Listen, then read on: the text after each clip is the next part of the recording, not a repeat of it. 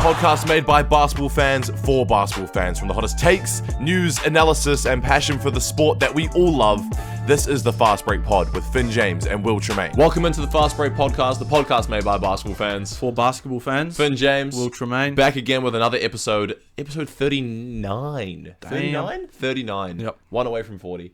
No way. 13 away from a year. One away from 40. I know, right? Is it 39, 40? Quick math. Loads to talk about in this episode, of course, team. A bit of world news, as always. Some blockbuster news in the Australian NBL. We'll run through the latest in the Cells NBL as well, of course, is our MVP. And then we'll talk about the NBA conference finals, as well as the awards that have all come out so far. So we'll be diving deep into that. As always, time codes down below if you want to skip anywhere throughout the podcast. But first off, bit of world news. Super Rugby action. What's going on, Will? Waratahs beat the Force 22-17. Crusaders beat the Highlanders 15-12, as expected. You ain't top of the table, though. No, we're not. Canes beat the Reds 31-27. Breaking that one. And the Waikato Chiefs, Finn. 85-7 win over Moana. How on earth is this happening? Crazy. After Moana beat the Blues last week. Anybody saw them losing by 78 points. That is just insane. And I think the Chiefs have just solidified that they are the team to beat in this competition. Sorry, Crusaders fans, but the Chiefs are winning it all this year. You heard it here first. That's been said every year. Chiefs didn't win last year. They're winning it this year. Didn't win the year before, I don't think, either. They don't have the Blues to compete against them this year. Yeah, because the Blues suck. The Blues still have a chance to make the top. Yeah, they do. They'll be happy win next week. They'll be happy that Moana got massacred. Yeah. That's probably, to put it lightly. Should we get right into the sad news of today's episode, Finn? Auckland FC, the fairy tale has come to an end. I can't believe it. Their inaugural season that went so well. They won the first semi-final leg in Melbourne 1-0. I thought that was it. That was enough. I thought that was enough. We're through. But no, they lose 2-0 at home to Melbourne and lose 2-1 on aggregate. So they're gone. Controversial in the game as well. Logan Rogerson, that's his name, scored a goal. But they, on the cross before, they called it out. Goal kick. I've seen a few photos.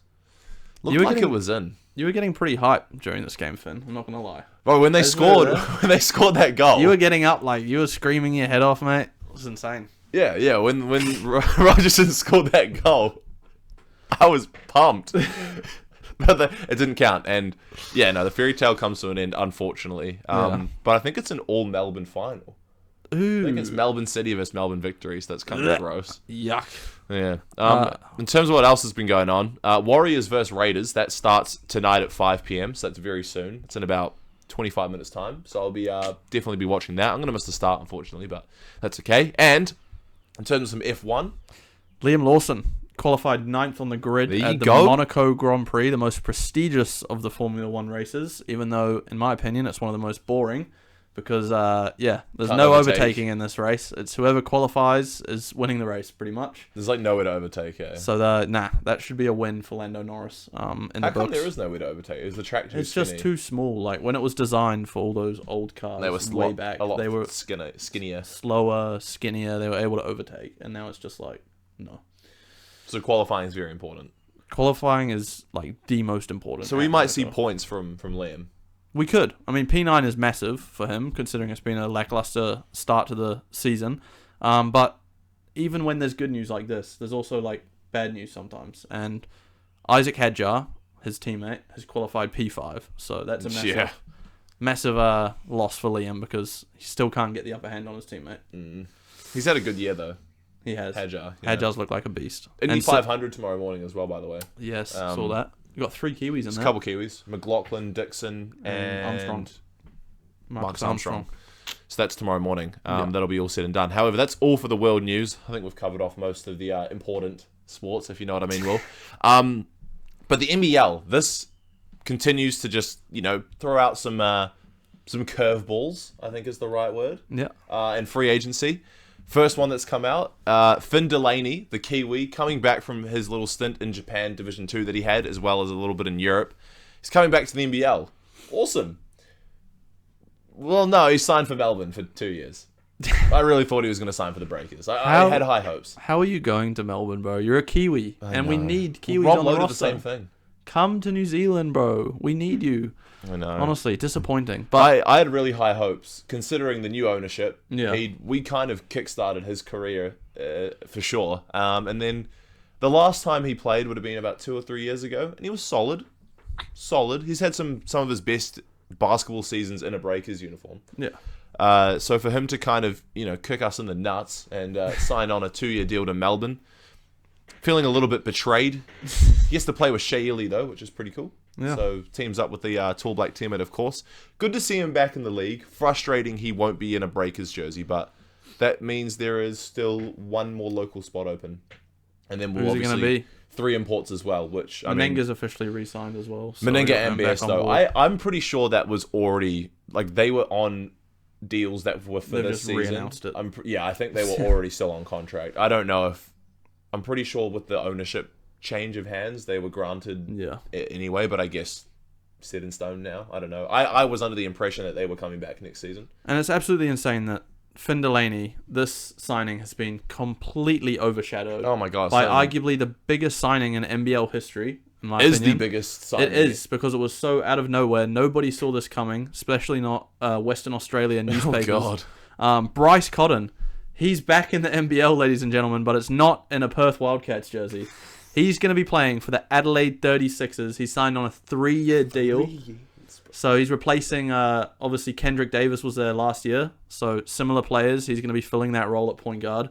And the GOAT of the sport, the GOAT of the NBL is back. And we got 3 more years of him at least. Finn. Crazy. This is absolutely insane. I do want to point out, Western Australia newspaper Well, they had called something to say. Cotton. Is that what it was called?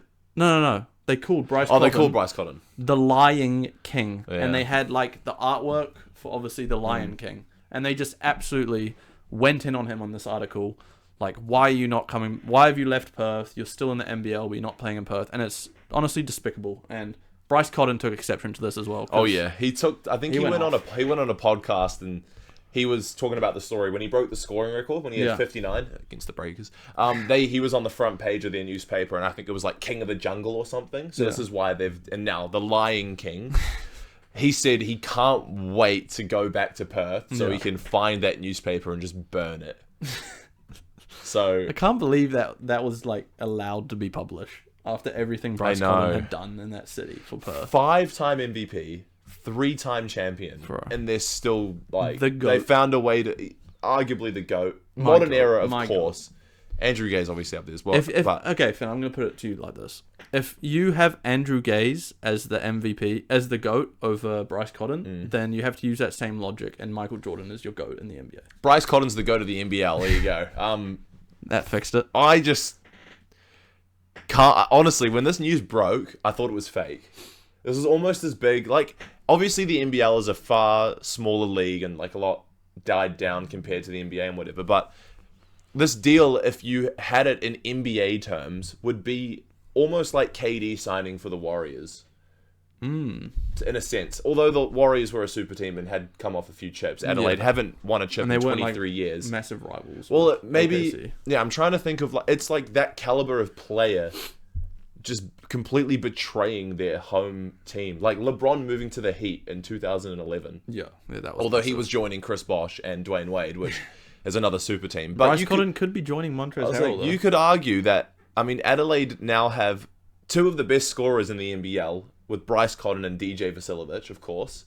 Flynn Cameron joins the team. Pretty young star. He's going to have a good opportunity probably coming off the bench. Montrezl Harrell could still be coming back. They have Isaac Humphries, who is one of the better big men in the NBL as well.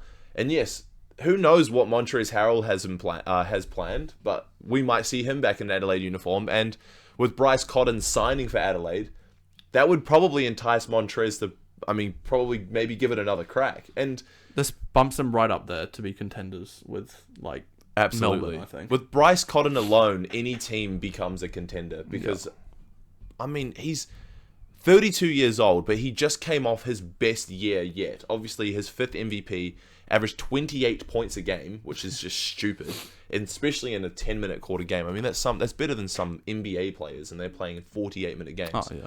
So this signing is just insane, completely unexpected. Because all the reports were when he was like farewelling Perth, it was like, okay, I'm stepping away from Australian basketball for the rest of my career. I'm going to go chase a bag in Europe, or the biggest reports were Japan, because they can offer some crazy contracts in Japan. So that was going to, hopefully, I thought was going to be a landing spot. But then, Olgun Ulick comes out, Bryce Cotton on a 3-year deal, and I couldn't believe it. Olgun Bomb. Ulick Bomb. Ulick Bomb. Crazy. Very excited.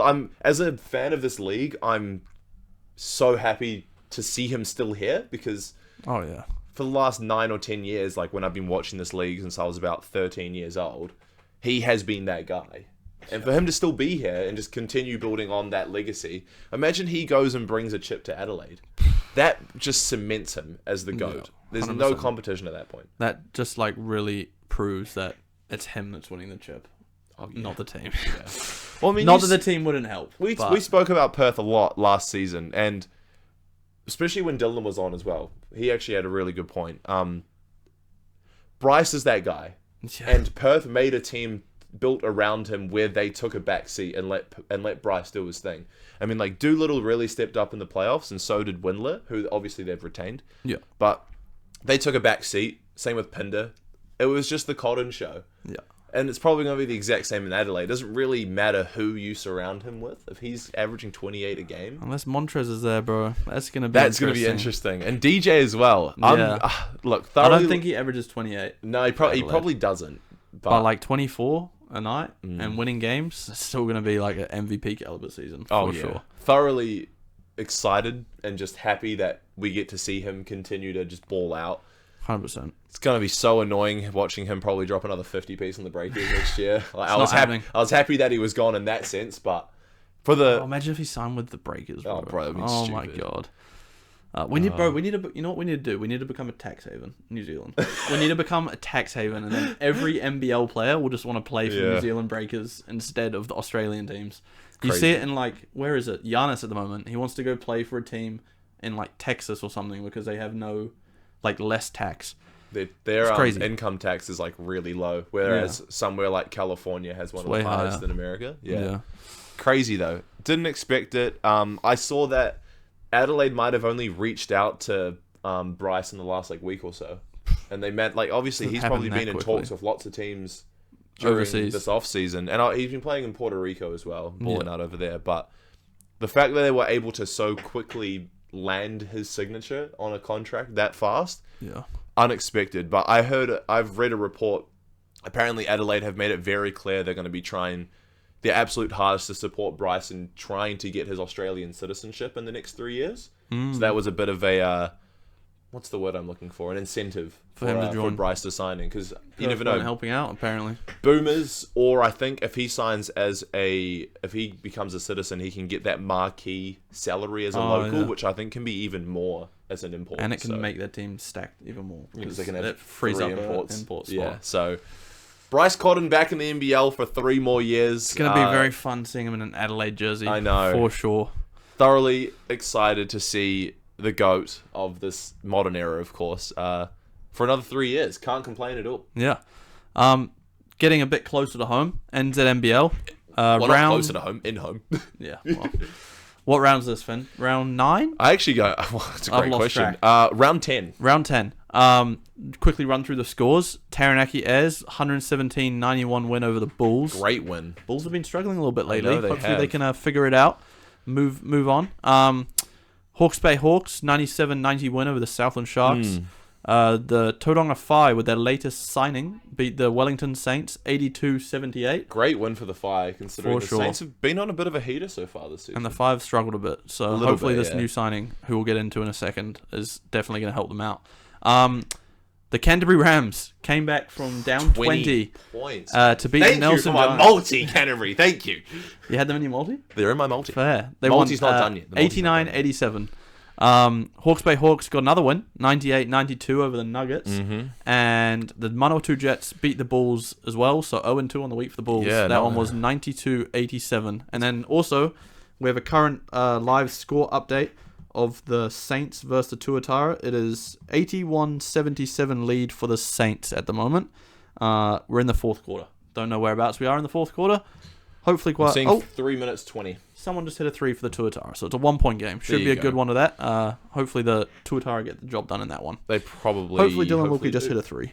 But anyway. Shout out Dylan Mulkey. Crazy the Bulls, though. What's been going down in Pukekohe, Will? Yeah. That's your homeland. I don't know, bro. It's probably... They were affected by the having to share their stadium with the Indian Panthers. Ugh. Oh, which, honestly, we haven't even spoken about.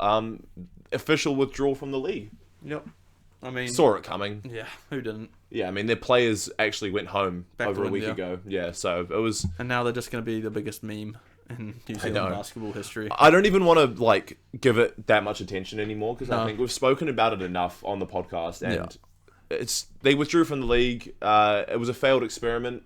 It was worth a try, maybe, I guess, but I've actually heard some rumblings around the league through Justin Nelson. Obviously, he's the guy that tried to bring in the Indian Panthers. He's had, I think, 4 or 5 separate consortiums reach out to him in terms of trying to bring another team, a local New Zealand team, into next season, and particularly a lot of interest out of Hamilton.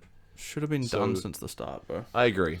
So we might be seeing a resurgence of the Waikato Pistons as the old team. The Waikato Pistons. That was the old team in the NZNBL back in the day, or what we always wanted to see, a Queenstown team. Bro, just add them both. Honestly, this league's just becoming more and more popular. I think we can 12-team league. You reckon 12-team league. You reckon there's enough? Hamilton and Queenstown. Queenstown. And honestly, shout out to all the boys who played for the Panthers this season, the local lads.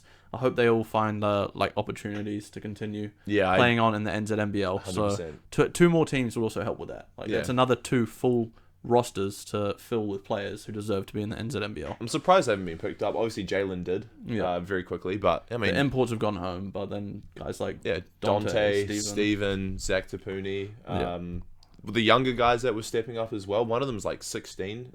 Cooper Leopold, I think his name is. Yeah. He was cooking for a younger guy as well. So I'm Hopefully sure all those guys find a spot somewhere. It was like Dante said when he came on.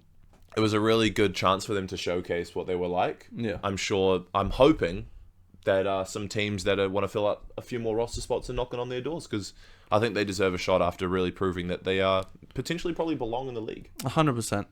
But let's get into our Fast Break Podcast MVP rankings, Finn. I think this is Week 7. Week 7, yeah, because we're like 3 weeks, but we didn't start from the first week. We didn't. So that's why round 10, Week 7, Fast Break Podcast MVP. Third place, Finn. Who do we got in third place? We have the latest signing for the Tauranga Whai, one of them at least, Mojave King, the breaker, of course, former NBA player, if you want to say, from the G League. He's come, I think he was playing, I don't know, where, Puerto Rico, I think, as well. Somewhere along those lines, despite the point. His first game in a Tauranga Whai jersey, 29 points. Big time. Good performance, and that was against the Saints in the 4-point win. And they needed it. They've needed a guy like this since they lost their 2 imports, so that's a big sign. I like Mojave. Is he re-signed for the Breakers next year? I think he has. I actually don't know. We'll have to be fact-checked. I don't know if he is. I would love to. Surely, if he's back in the NZNBL, I would imagine. I mean, he's making a Breakers return. Yeah. I will fact check that at some point next episode. But second place, we got. This is a tongue twister. Jonathan Jansen. Well, not really, I guess. They just look very similar to names. Jonathan Jansen. He had 33 points and 11 boards for the Nuggets against the Hawks. They did lose, but that's a good 33 and 11. Though. It's a big stat line. So you got to give credit where credit is due. And it was a relatively close game, so you can't. We've got to stop being so harsh with the losses. I've noticed previous to last week's one, we'd not put a single person in there that lost the game.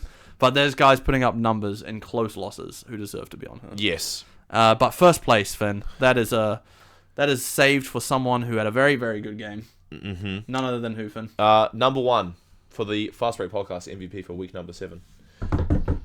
Carlin Davidson from the Taranaki Airs and the 117-91 win for the Airs over the Franklin Bulls at the start of the week, of course. He dropped, I think it was 36 points, might have been about 9 boards, I think it was 5 assists, to go along with 4 steals. And he had 6 dunks. He was going crazy. Bro, it was crazy. He was cooking. And once again, he is on the Breakers next year as a fully rostered player as well, I'm pretty sure. No longer a DP. So with his experience this season, he's been showing out for the Airs, that's for sure. He's up there in the MVP rankings. Played for the Tall Blacks in that little Trans-Tasman showdown. Yep. I'm thinking we're going to see quite a few minutes from Carlin Davidson as a Breakers jersey this coming season. So very exciting signs I agree. for the youngster out of Taranaki region. So that is first place on the Fast Break podcast.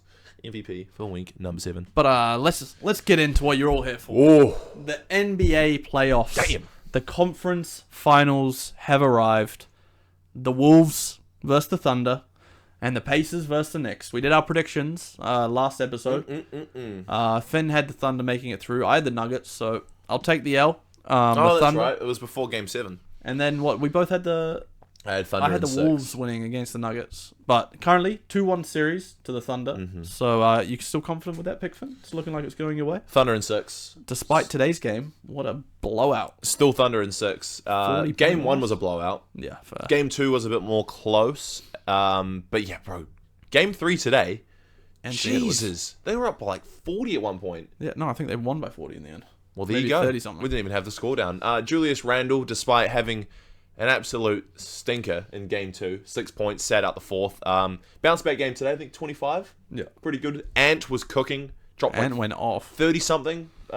Shot the ball well. And it's all the role players that kind of stepped up for them. Yeah, I there felt was a Naz young- Reed, Mike Naz Reed. Conley. There was a young gun. Terrence Shannon Jr. Yeah, had a really good Fucked game it. today. Yeah. Like 15 points. Yep. I heard that he scored more points than anyone on the Thunder team today. So. Jaden McDaniels as well. He's been proving that he's one of the so biggest playoff good, man. risers. Man, he's going to be... Bro. You give him more ball in his hands. Pause.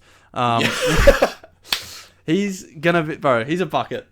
He's a bucket. No, okay? he's really good. He's averaging 16 over the whole season, I He'd reckon. be one of the better two-way players in this league. For sure. For sure. But that series, although it looked like it was going to really swing towards the Thunder, especially after Game 1, I mean, Game 3's throwing a bit of a spanner into the works for me, considering how dominant the Wolves really were. Bro, in I this game. should have put the house on it. I just knew that there's no alternate universe where Anthony Edwards goes down 3-0 They were, you to know, the they were Thunder. outsiders. That's insane. They were outsiders. At home? I got on them at 215. Bro, Yeah. that's insane. How did I not? I need to get on this. They were bet. they were part of my multi, and they won by 40, so Damn. no complaints there. Insane.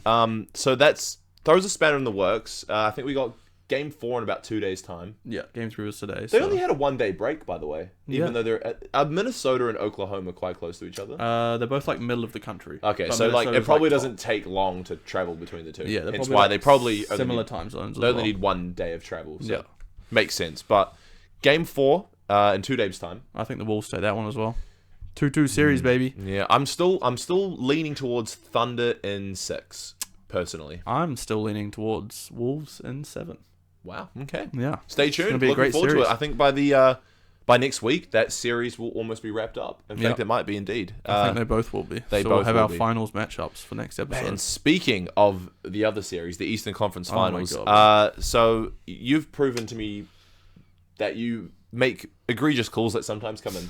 The Pacers are up 2-0 with 2 games being won in Madison Square Garden. This shouldn't be the case. What is going on? This shouldn't be the case, but I just knew this was going to happen because the Pacers have just been on the most historic, fluky run in NBA history. Far They out, are the eh? worst. If they go through to the finals, they will be the worst finals team in NBA history. No, that's just chill. Nope, I'm saying it now. They suck. They What are so about- overrated. Okay, the 8th seed Heat from 3 years ago. They were better than this Pacers squad. You reckon? For sure. Jimmy Butler is him. Yeah, good. Tyrese Halliburton ain't him, okay? Doing all of this Well, choking, all this okay. choking stuff, bro. It ain't gonna work, okay? Jalen Brunson, Karl Anthony Towns, Mikal Bridges, OG Anunoby, Josh Hart. You ain't beating that starting 5. Well, they have twice. They are. Wait, why are you going against them? You predicted that they would win. I predicted they'd win, but I don't want them to win. Oh, okay. I want the Knicks to win. I'm rooting that the Knicks come back and win this one in 7, which is probably what they're going to have to do it in if they want to win. Yeah. But, yeah, So- 2-0. I don't think anyone had them up 2-0 in to both games in New York. Bro, they've been so... I actually saw a stat. The Knicks have been really bad at MSG in the playoffs. I Damn. think they have a negative record. Ooh. Yeah, because obviously... Oh, no, they won... Oh, I think it was the first series they dropped a game in Madison Square Garden as well. Against the Pistons. Yeah. Yeah. So they dropped the first 2. Should we talk about that final? Yeah, I was what going to it, 2 say, minutes? Game 1, The Pacers were down 14 points with 2 minutes and 45 seconds left. And we've seen this 14 points. We've seen this happen twice already in this playoffs. Once against the Bucks, once against the Cavs, and now against the Knicks. I saw some insane stat where there's only been 4 playoff comebacks, but by like down 10 points in the last minute, and it's only happened 4 times, and 3 of them have happened this year. From the Pacers. That's just an insane stat. Aaron Nesmith has been on a heater. Andrew Nembhard, once again, I've spoken about him in the last few episodes, has been a really good playoff riser. Pascal went stupid in game 2. Yep. But game 1, man, Aaron Nesmith hit 5 straight threes, and there was a bit of a ropey call. I think Jalen Brunson should have got awarded 2 points. I think Miles Turner got away with a bit of a goaltend at some point in that back end of game 1. And bro, what about that Halliburton game winner? Oh, dude, was that a double dribble? No, I think it was. No, I think it was a double dribble. I've watched it in slow mo. So, first of all, Mikal Bridges is on him, right? Yeah. Fouled the ever living shit out of him before he even made him move to the rim. Yeah. And then you can see his hand wrap around and tip it out. Dribbles back, looks up at the clock, turns back around, step back. You can't even see the hand touch the ball when he comes around the back. It's not a double dribble. I don't know. I see both of Hallie's hands touch the basketball and then release again and keep dribbling. I don't think it's a double dribble. Anyway, he got away with one. I was at work when it happened, and my entire office was watching it. Obviously, shout out Sport Nation. We're all watching sport as part of our job. Oh, look at me, Finn James. I watch sport for a The whole office erupted, bro. I couldn't believe it. It bounced about 2 meters into the air off the back of the rim. Back rim, 2 meters up in the air. Reminded me of that Dame shot in the bubble. Do you remember that one? No. I do. I actually do. You do? But it wasn't for a game winner, was it? No, but it was like a deep 3 that just hit the back rim and flew up to the ceiling and then somehow miraculously dropped down. It was giving me Kawhi Leonard game 7 against the 76ers. That's high praise. Well, obviously different scenario. Wasn't Won them the game. Was game 7, whatever. But like the same thing, like the rim works in mysterious ways. Pause. Right. And ball drops in overtime, and obviously Tyrese did the whole Reggie Miller choke. Oh, he better lose after that. The choke animation emote. Nah. You know the Pacers the celebration, but the Pacers didn't win another game in that series after Reggie Miller did the choke. Well, they win. The Pacers already have. They won game 2. Yeah. But no. Obviously, Tyrese thought he'd hit a 3, first of all. Yeah. It's pretty close. Imagine he does that celebration, of course, and they go on to lose in overtime. Imagine how much... Oh, my God. Oh, I would laugh at him for the rest of eternity. It didn't happen, so it doesn't matter. I guess we'll never know. But game 1 was great. Game 2, I mean, similar vibes. Pacers were like mostly in control. Knicks took the lead a few times, but... ended up falling into the Pacers' hands once again, and they got up 2-0 heading to Indiana for Game 3 tomorrow morning. Afternoon. Yeah, midday, 12. 2 insane series. Dude. Extremely entertaining. I want to see a couple of Game 7s there, if I'm being honest. So what's your prediction now that the Pacers are up 2-0? Well, I've obviously got to stick with my original prediction. The Pacers will win this series. How many games did you have? I had the Pacers in 6. That is I believe. Crazy how they're up 2-0. But I honestly am almost willing to say they're going to win in 5. I think the Pacers win in 5. Wow. Which is insane. But that is insane. Thank the Lord that the Wolves or the Thunder will be waiting to 4-0 sweep the Pacers in the finals. Yeah. So I'm not too worried. So I'm still going to stick to my guns. I've been saying Knicks in 7 this whole time. Yeah. I think it still could be Knicks in 7. I mean, you said before, Jalen Brunson, despite them losing both games, has been very good. Cat 2 in game 1. Yeah. They have a better team, right? Yeah. When you think about it. So they 100%. should win. They should win. That's how it works. But, I feel like we've probably spoken about this as well. Even if the Pacers do make the finals, they're cooked. They better be. The one thing the Pacers are lacking that most NBA championship teams have is that one X factor, that one guy. Yep. That one player that is like Keep MVP caliber, top 10. You know what I mean? Yeah, because it ain't Halliburton. Because Halliburton, I don't want to be a dick, and it's not Pascal Siakam either, despite him being an all-star. They don't have LeBron's a stretch, but you look at previous NBA champions. You had last year, they had Jason Tatum and Jaylen Brown, respectively. Raptors, Kawhi. Nuggets have Jokic. Warriors, Curry. Yeah, exactly. Yeah. Obviously, LeBron with Cleveland and everything. The Raptors had Kawhi, who is far better. No offense, Pacers fans, but 2019 Kawhi is far better than 2025 Tyrese Halliburton and Pascal Siakam. Clears. And you look at other teams that have won as well. There's always the bubble. LeBron. Who won in 2021? Mine's draws Bucks. Giannis. Bucks. Giannis. There you go. And then it was Jokic. 2022 Curry. was Curry. Then the Pacers don't have that guy. No. Whereas if you look at the other 3 teams left in the NBA, if you look at the Knicks, you could argue Jalen Brunson is sort of around. He's a tier ahead of Halliburton and Pascal Siakam, in my opinion. I think he's better than both of them, but I still wouldn't put Jalen Brunson in that category of a guy like that. The people we've just mentioned.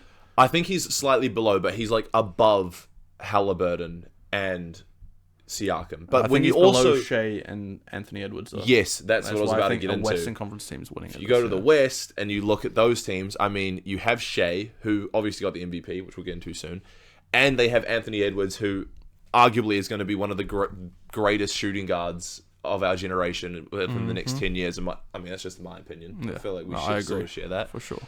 But the Knicks do have Cat, who's also they have a very well-rounded team. Pacers do as well, but I feel like they're just missing that one guy that they need. Let's get into these awards though. We should. Shea wins MVP. It wasn't as close as I thought it was. He won 71 to 29 on the votes for first place votes. I don't know how I feel about that one. Jokic was my MVP. I'm not mad about it. The year as well. I was tossing and turning. That 60-point triple-double really threw something in the works for me. And then there was a 30-20-20 game as well. Yeah, but I think it's hard not to give it to Shea. First of all, bit of I'm sure voters fatigue on Jokic. Oh, 100%. But it's also hard considering the Nuggets finished the 3rd seed, right? 4th seed? 4th seed. It's hard not to give the MVP award to the best player on the best team when they had 68 wins, which is the most since 2019 or 18 from the Rockets. And he also was averaging near 30 points. Yeah. So it's kind of hard not to give it to him. I'm not mad about it. And SGA, he seems like a nice guy. So congrats to him. Yeah. Also, crazy stat as well. When was the last time an American won an MVP trophy? James Harden? I think it was James Harden. That long? What? Jokic has won 3. Giannis got one. SGA. Embiid. Yeah, it's been a very long time since we have seen an American win. I think it was Harden in 2019. Yeah. And then Russ was a couple years before that. He was 2016, I think. Oh, 16. 17, yeah. 17, something like that. There you go. SGA, Canadian-born, of course. And I don't think we're going to be... Steve Nash will be happy. Yeah. I don't think we're going to be seeing an American win one from anytime soon either. Probably not, eh? SGA is still going to be around. Wemby is going to be winning a fair bunch of those over the next decade. Yeah. It might be a while until we see... Anthony Edwards, I think that's the best shot. In my opinion. Yeah. Best American on the come up. Apart from Shaden Sharp. Shut up, bro. He's Canadian. Oh, he's Canadian. What am I on about? Oh my god. Shaden Sharp's Canadian. Exposed as a fake Blazers fan. Oh my god. I meant Scoot Henderson. Is he American? Yeah. Get a grip. But yeah, shout out SGA. I think well deserved in my opinion. You rubs you the wrong way. But yeah, I'm not mad about it. I'm happy with it. Oh well. If Jokic, it was. You know what's funny? Statistically, it was probably Jokic's best year. Oh, clear. But the team wasn't as good, so he had to be better. So it makes sense. But shout out SGA, a very good team, and it was the best player. So you got to kind of got to give it to him. Let's quickly run through the teams. All NBA teams. First team: Shea, Jokic, Giannis, Tatum, and Donovan Mitchell. Deserved. 100%. Deservedly so. Like you just said, you were speaking about team record. They were the second best team in the NBA. Yeah. So they got to have someone on first. D. Mitch was great. I don't think I would have swapped anyone out here. This is lowest scoring output of his career so far, apart from his rookie year. But that's because he's sharing the court with some pretty good players. Garland, Mobley, Allen, LeVert. LeVert got traded, but Hunter, Ty Jerome. Ty Jerome. Yeah, you would expect his points to dip a little bit. But first team, I don't think Spot on. I wouldn't argue that at all. Second team, Brunson, Curry, Ant, LeBron, and Mobley. Mobley, I like it. I didn't expect to see it, but I like it. Well, who are you putting? I don't know who you'd put in over Mobley though. As a big man. I don't know. Yeah. Yeah. LeBron at the age of 40 Very deserved. makes a second All NBA, which again is deserved. It's crazy though. He's 40 years old doing this, man. Yeah, insane. And Curry, Curry's getting up there as well. Now he was like 36. Yeah. I don't know if Curry deserved that second team, to be honest. Would you interchange Cade, Cunningham, and Curry? Yeah. Because this is I what would have done that. Third team All NBA: Cade Cunningham, Tyrese Halliburton, James Harden, Karl Anthony Towns, and Jalen Williams. Oh my god, disgusting. Interesting third team. Swap Cade with Curry. Curry should be in third team. Harden should not be there, Finn. Sorry. Halliburton should not be there either. They're just going based on how he's doing in the playoffs. Well, no, they're not. Okay, first of all, where is Alperen Sengun? Ooh, I didn't think of Where's that. Alperen Sengun? Rocket, yeah. I think Alperen Sengun, considering the Rockets were the second team, I think Alperen Sengun might have got snuck Over in over J-Dub? J-Dub. Yeah. Cat, the Knicks were the second best team in the Eastern Conference. They already got Brunson, but yeah, they were close. Yeah. I don't know how James Harden made it, that's to be insane, honest. bro. We were the fifth That's team in the insane. West. Yeah. Crazy, though. I would have gone Dame, to be perfectly honest. Shut up. No. No. Hear me out. Hear me out, bro. Oh, my God. The Bucks, okay? Finishes the 5 seed. We were the first seed. Yeah, okay. But Dame was better than Harden. Was he? Dame averaged 25 this season and 7 assists. Harden was what, 22 and 9? Yeah, maybe. Give me Dame dollar, bro. All right, fair. Anyway, All right, that's the what I'd defensive change. teams, though, these were exciting. I actually quite like looking at these. First team, I think this is, apart from maybe one person here, Evan Mobley, Dyson Daniels, Lou Dort, Eamon Thompson, shout out Eamon Thompson, and Draymond Green. Oh, Draymond shouldn't be there, bro. No way. Triple J should be in there over... No, actually, there's someone else who I'd put in there over. Second team. Leave the last one for me to say out. Rudy Gobert, Jaren Jackson Jr., Jalen Williams, second team All NBA, third team All NBA, and second team All TV. Oh, you got a Clipper as well, bro. Ivica Zubac, getting some credit, man. He was actually a DPOY candidate and a most improved candidate. So shout out Zubac, second team, and there was one more person.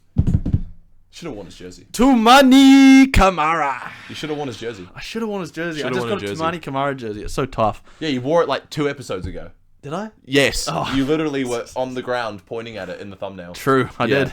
I think so these are deserved. deserves. I think this is. Yeah, Kamara drew most charges in the NBA this year. I think. Bro, he had like the most turnovers won for a player in the NBA. Yeah, well deserved. Over I Mobley. think these are pretty. Maybe. Tumani over Draymond. I think Draymond Green should still be in a team. Second team. Yeah, probably Tumani second team. Kamara over Draymond. That would be the only Maybe. thing to change. I'm just happy Zubac got his flowers. To be honest, Yeah, I he did feel deserve like it, to be he fair. was great for us this The season. Jokic stopper. He was the best Jokic defender in the league. Apart from in the playoffs. No, even in the playoffs. Bro, did you see Jokic against the Thunder other than like 2 games? What do you mean against the Thunder? Yeah, I saw him against the Thunder because they knocked out the Clippers in the first round. Yeah, right. Duh. Yes, I did. What do you want me to say? Sorry, bro. Oh my god. But yeah, that's it Deservedly for so. all NBA teams. Stay tuned for next week because the finals is going to be right here. We're going to know who is fighting for that very, very sought-after trophy. Of course it's sought after. It's the NBA championship. Yeah, I'm just finding words to fill the time right here. And yeah, that's it for this week's episode. Next week, we got the big 4-0. So you better 40. tune in. 40, that's 1 after 39. Yeah, like Is I that said right, at the Finn? start of the episode. Alright. Looking forward to it though. Stay tuned, man. There's gonna be some crazy games in the Eastern Conference and Western Conference finals. Looking forward to it. 100%. See you next week.